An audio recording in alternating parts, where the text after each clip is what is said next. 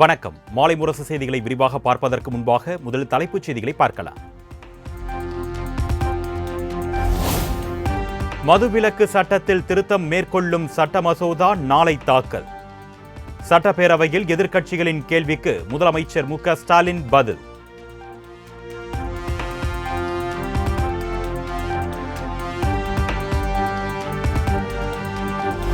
NEET தேர்வில் இருந்து தமிழ்நாட்டிற்கு முற்றிலும் விலக்களிக்க வேண்டும். மத்திய அரசை வலியுறுத்தி சட்டமன்றத்தில் தனி தீர்மானம் கொண்டு வந்தார் முதலமைச்சர் மு.க. ஸ்டாலின்.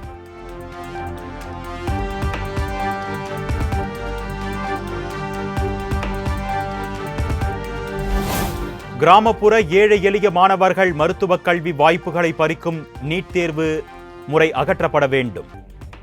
மருத்துவ மாணவர் சேர்க்கையை மாநில அரசே மேற்கொள்ள மத்திய அரசு ஒப்புதல் அளிக்க முதலமைச்சர் மு.க. ஸ்டாலின் வலியுறுத்தல்.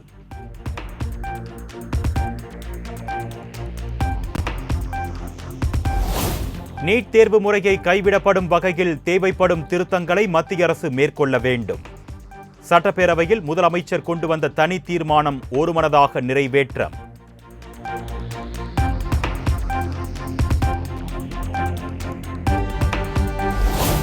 நீட் தேர்வுக்கு எதிரான தீர்மானத்திற்கு எதிர்ப்பு தெரிவித்து பாஜக எம்எல்ஏக்கள் வெளிநடப்பு.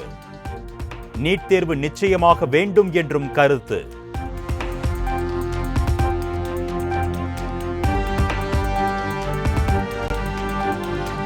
நாடாளுமன்றத்தில் நீட் குறித்த தீர்மானத்தை கொண்டு வராமல் மீண்டும் சட்டமன்றத்தில் தீர்மானம் கொண்டு வருவதால் என்ன பயன் என்று இபிஎஸ் கேள்வி. நீட் தீர்மானம் திமுக அரசின் மற்றுமொரு அரசியல் நாடகம் என்றும் விமர்சனம்.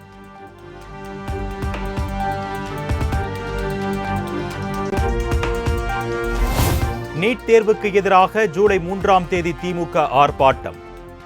திமுக மாணவரணி சார்பில் சென்னையில் ஆர்ப்பாட்டம் நடைபெறும் என்று அறிவிப்பு.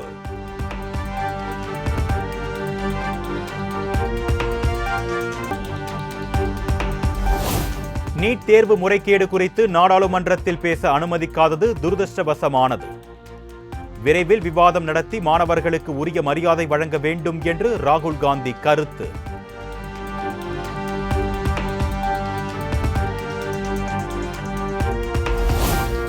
நீட் தேர்வை வெளிப்படையாக நடத்துவதை உறுதி செய்வது தொடர்பாக மாணவர்கள் மற்றும் பெற்றோர்கள் புகார் அளிக்கலாம். மத்திய அரசு அமைத்த குழுவிடம் ஜூலை 7ஆம் தேதி வரை புகார் அளிக்கலாம் என்றும் அறிவிப்பு.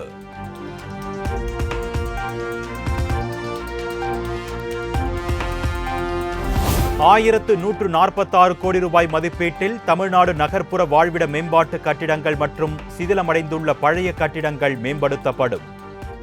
சட்டப்பேரவையில் 110 விதியின் கீழ் முதலமைச்சர் மு.க. ஸ்டாலின் அறிவிப்பு.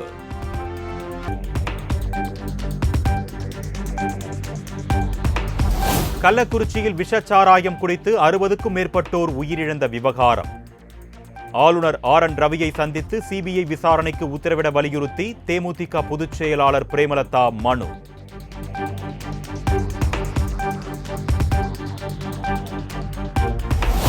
ஆளும் கட்சியினரின் ஆதரவோடு தமிழ்நாட்டில் கள்ளச்சாராய விற்பனை நடப்பதாக பிரேமலதா குற்றச்சாட்டு. சாராயம் குடித்து மரணமடைபவர்களுக்கு 10 லட்சம் நிவாரணம் கொடுப்பது தவறான முன்னுதாரணம் என்றும் கருத்து.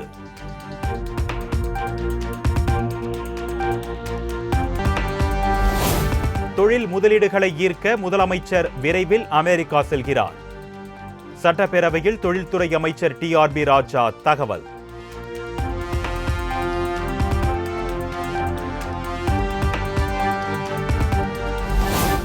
மேட்டூர் அணையில் தண்ணீர் திறக்கப்படாததால் பாதிக்கப்பட்டுள்ள டெல்டா விவசாயிகளுக்கு நிவாரணம் வழங்க வேண்டும். தமிழக அரசுக்கு அதிமுக பொதுச் செயலாளர் எடப்பாடி பழனிசாமி வலியுறுத்தல்.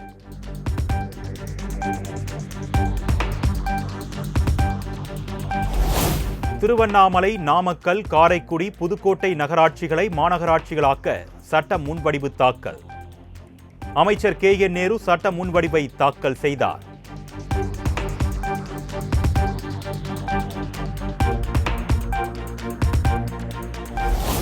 கள்ளக்குறிச்சி விவகாரத்தை அரசியலாக்க நினைக்கும் எடப்பாடி பழனிசாமியின் எண்ணம் தமிழக மக்களிடம் எடுபடாது. சட்டப்பேரவையில் அமைச்சர் ஏவா வேலு ஆவேசம்.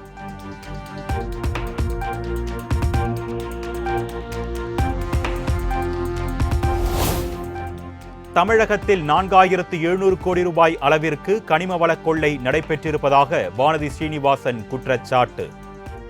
அமலாக்கத்துறையின் நோட்டீஸ் குறித்து கவன ஈர்ப்பு தீர்மானம் கொண்டுவர சபாநாயகர் அனுமதி மறுப்பதாகவும் புகார்.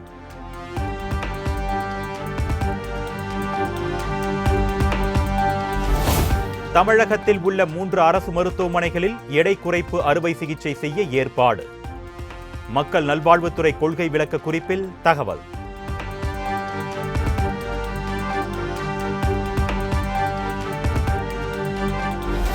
தமிழகத்தில் பெண்களின் பாதுகாப்புக்காக நடவடிக்கை எடுத்துள்ள தமிழக அரசுக்கு சென்னை உயர்நீதிமன்றம் பாராட்டு.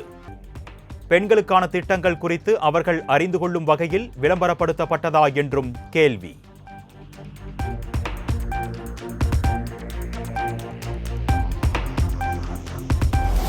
கோவை கல்லாரில் யானைகள் வழித்தடத்தில் அமைந்துள்ள தோட்டத்தை காலி செய்யாவிட்டால் நீதிமன்ற அவமதிப்பு நடவடிக்கை.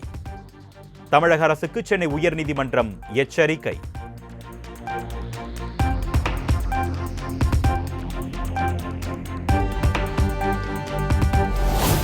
ஊட்டி, கொடைக்கானல் செல்லும் சுற்றுலா பயணிகளுக்கான இ-பாஸ் வழங்கும் நடைமுறை செப்டம்பர் 30ஆம் தேதி வரை நீட்டிப்பு.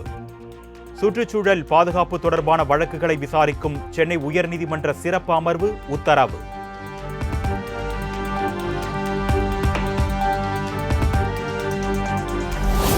பொது விநியோக திட்ட குடும்ப அட்டைதாரர்கள் ஜூன் மாதத்திற்கான பாமாயில் மற்றும் துவரம் பருப்பினை அடுத்த மாதம் பெற்றுக் கொள்ளலாம். தமிழ்நாடு உணவுப் பொருள் வழங்கல் மற்றும் நுகர்வோர் பாதுகாப்புத்துறை அறிவிப்பு.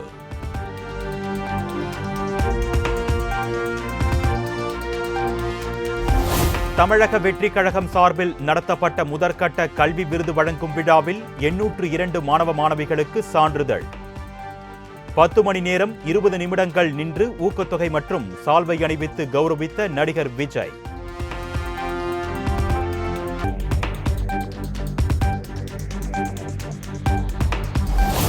தமிழகத்தில் உலக தரத்தில் மருத்துவர்கள், வழக்கறிஞர்கள் என எல்லாமே இருக்கிறது. நம்மிடம் இன்னும் இல்லாதது, அதிகம் தேவைப்படுவது நல்ல தலைவர்கள்தான் என்று மாணவர்கள் மத்தியில் நடிகர் விஜய் பரபரப்பு பேச்சு.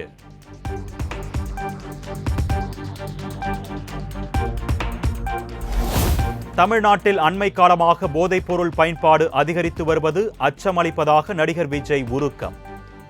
சே நோ டு ட்ரக்ஸ் என்று விஜய் சொல்ல மாணவ மாணவிகள் உறுதிமொழி ஏற்பு.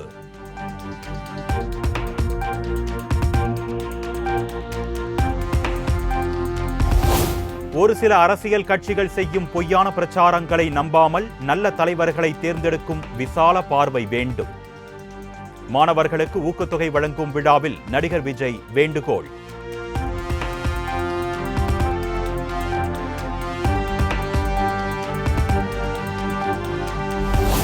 சென்னையைச் சேர்ந்த பிரதீக்ஷா என்ற மாணவிக்கு முதல் ஆளாக சால்வை அணிவித்து வைர கம்மல் பரிசளித்தார் நடிகர் விஜய். +2 பொதுத் தேர்வில் அதிக மதிப்பெண்கள் எடுத்த மேலும் 2 மாணவிகளுக்கு வைர கம்மல் பரிசு.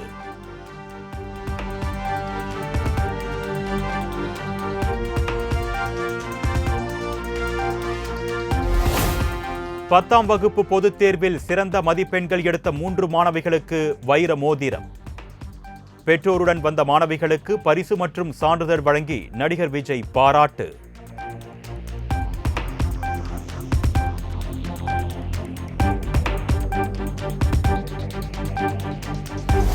பத்தாம் வகுப்பு தேர்வில் சிறந்த மதிப்பெண்கள் எடுத்த மாணவ மாணவிகளுக்கு விருது மற்றும் 5000 ரூபாய் ஊக்கத்தொகை வழங்கினார் விஜய். 12ஆம் வகுப்பு தேர்வில் அதிக மதிப்பெண்கள் எடுத்த மாணவ மாணவிகளுக்கும் ஊக்கத்தொகை வழங்கி பாராட்டு.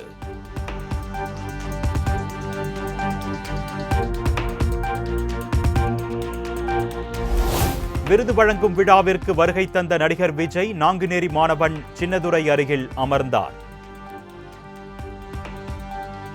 மாணவிகளுடனும் அமர்ந்து புகைப்படம்.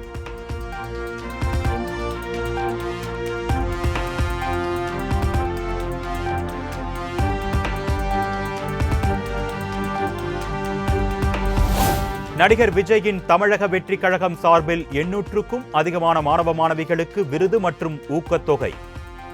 நிகழ்ச்சியில் பங்கேற்க வருகை தந்த அனைவருக்கும் 15 வகையான அறுசுவை விருந்து வைத்து உபசரிப்பு.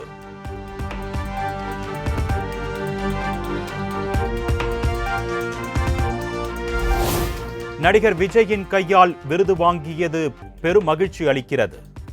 மாணவர்கள் மற்றும் பெற்றோர்கள் நெகிழ்ச்சி பேட்டி.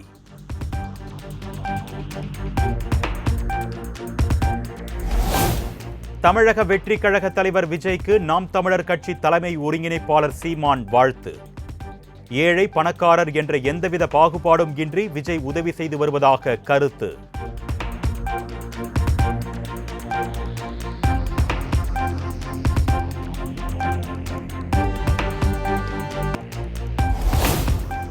வடமேற்கு வங்கக்கடலில் உருவானது குறைந்த காற்றழுத்த தாழ்வு பகுதி. அடுத்த 2 நாட்களில் வடமேற்கு நோக்கி நகர வாய்ப்பிருப்பதாக இந்திய வானிலை ஆய்வு மையம் தகவல்.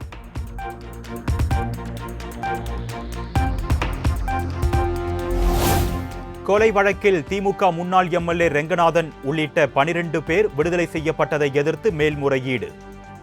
சிபிஐ முன்னாள் எம்எல்ஏ ரெங்கநாதன் உள்ளிட்டோர் பதிலளிக்க சென்னை உயர்நீதிமன்றம் உத்தரவு.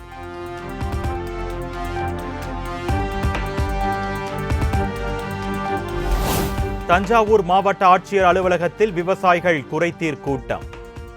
தலையில் மண் சட்டியை கவிழ்த்து ஆட்சியரை முற்றுகையிட்டு விவசாயிகள் நூதன போராட்டம் நடத்தியதால் பரபரப்பு.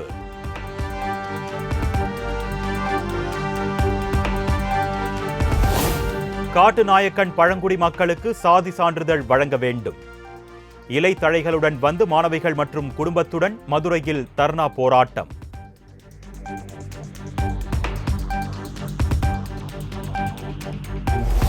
திண்டிவனம் கோவிந்தசாமி அரசு கலைக்கல்லூரியில் 500க்கும் மேற்பட்ட மாணவர்கள் திடீர் போராட்டம்.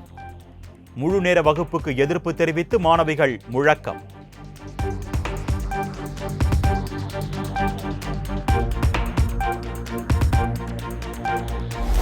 கன்னியாகுமரி மாவட்டம் திருப்பரப்பு அருவியில் கடும் வெள்ளப்பெருக்கு. சுற்றுலா பயணிகள் குளிக்க 2வது நாளாக தடை.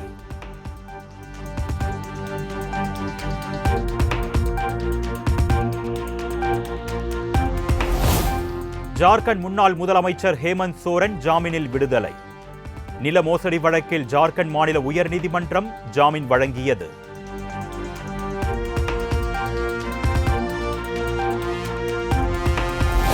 கேரள பேருந்துகளை தமிழ்நாட்டில் பறிமுதல் செய்தால் கேரளா வரும் தமிழ்நாட்டு பேருந்துகளை சிறைப்பிடிப்போம் என்று கேரள அமைச்சர் எச்சரிக்கை. சபரிமலை சீசன் வரப்போகிறது என்பதை தமிழக அரசு மறந்துவிட வேண்டாம் என்றும் சர்ச்சை பேச்சு.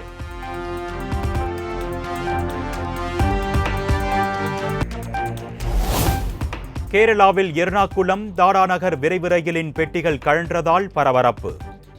உரிய நேரத்தில் கண்டறியப்பட்டதால் பெரும் அசம்பாவிதம் தவிர்ப்பு.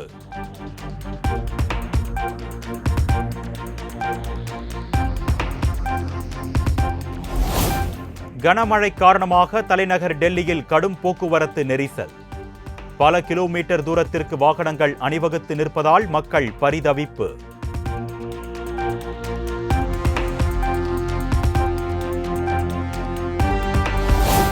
டெல்லியில் பெய்த தொடர் கனமழையால் சாலைகளில் வெள்ளம். தெர்மோகோல் படகில் சென்று விளையாடி மக்கள் மகிழ்ச்சி.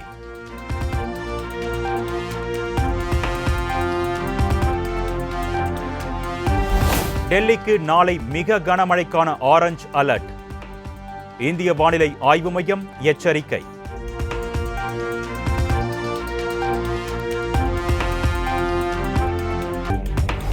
சென்னையில் ரயில் பயணத்தின் போது தனுஷ் பாடல் பாடி வைபான இளைஞர்கள்.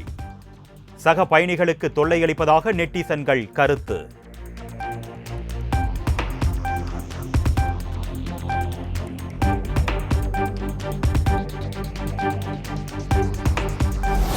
ஜியோவை தொடர்ந்து ரீசார்ஜ் கட்டணத்தை உயர்த்தியது ஏர்டெல் நிறுவனம்.